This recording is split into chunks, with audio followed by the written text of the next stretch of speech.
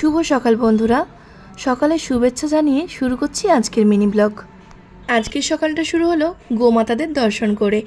আমার বাপি বলে গোমাতাদের সেবা করা মানে ঈশ্বর সেবা করার সমান। তাই আন্টিকে দিয়ে কয়েকটা রুটি পাঠিয়ে দিয়েছিলাম গোমাতাদের খাওয়ার জন্য।